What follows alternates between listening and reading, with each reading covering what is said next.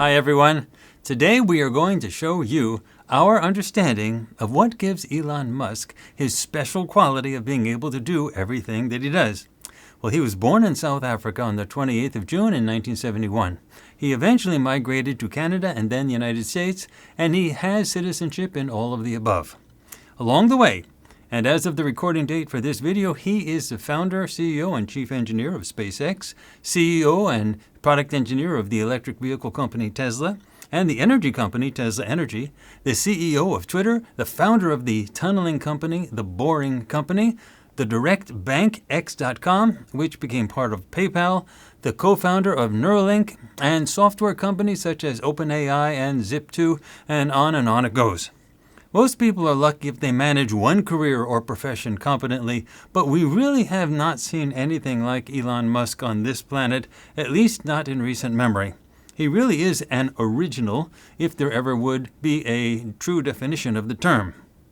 Okay, so he did all these things. Many people might want to ask how he accomplished all of this, and I must add that again, as of the recording of this video, he is still young, so it is highly unlikely that the partial list that I just went through of what he has accomplished to date is the end of what he will do. No, he is nearly certain to keep on going, where his big projects become just the next thing that interests him.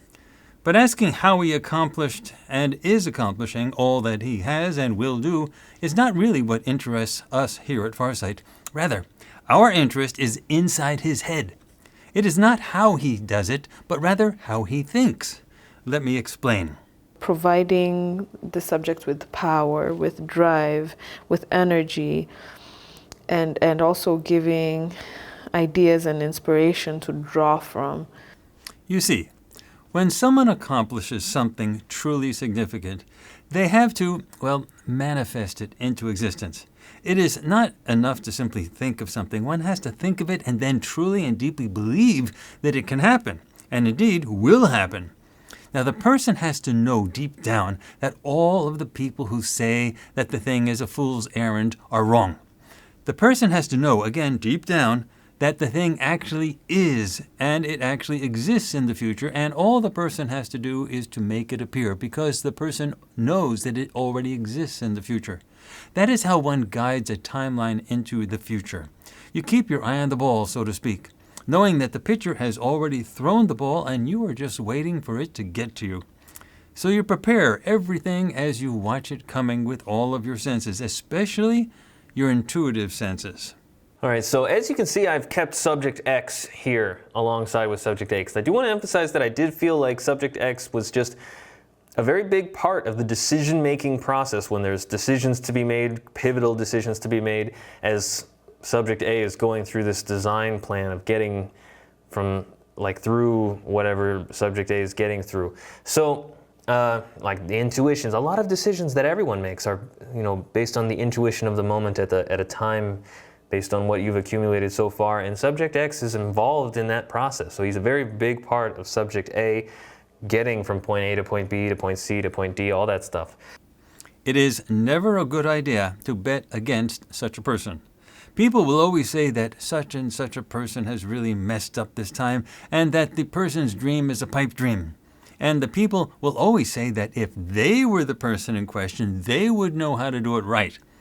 But those skeptics are not that person, and they never accomplish anything close to what that person does. If they really knew what to do in such situations, they would have already done it.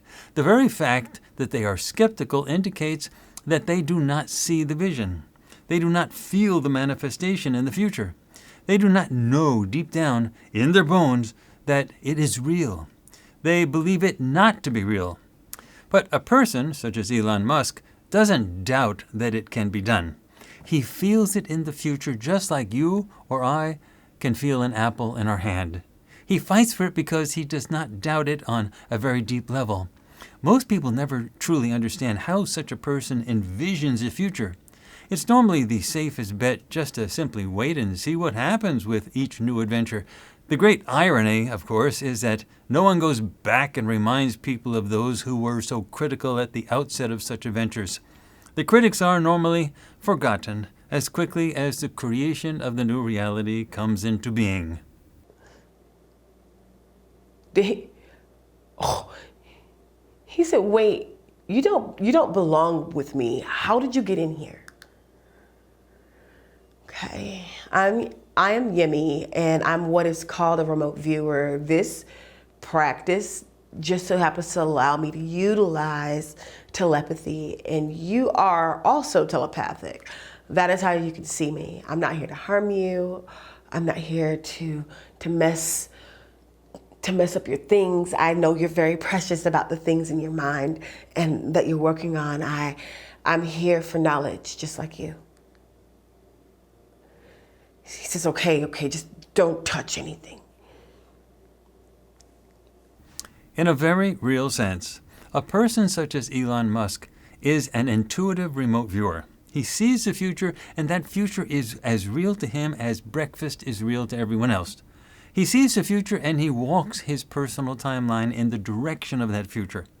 Remember that our work at Farsight indicates that the past, present, and future all exist simultaneously.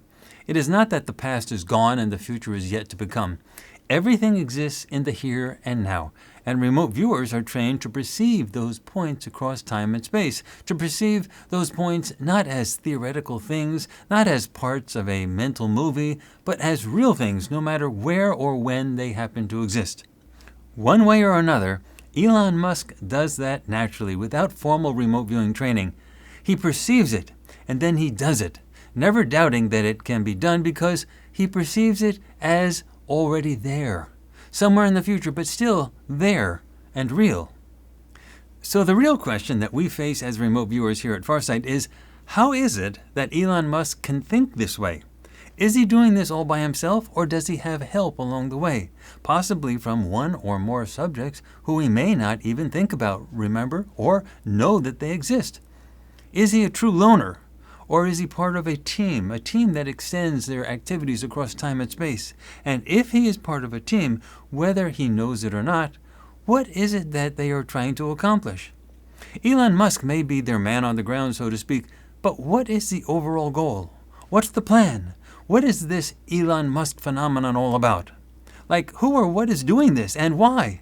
Whatever the answers to these questions may be, it is clear that humanity is leaping through technical barriers at an unprecedented rate of speed, and Elon Musk is clearly a major contributor to the rapid growth curve. And I'm also seeing like above, so this is like my view from looking down at this land, but also I see this non-surface structure that's like above this urban environment.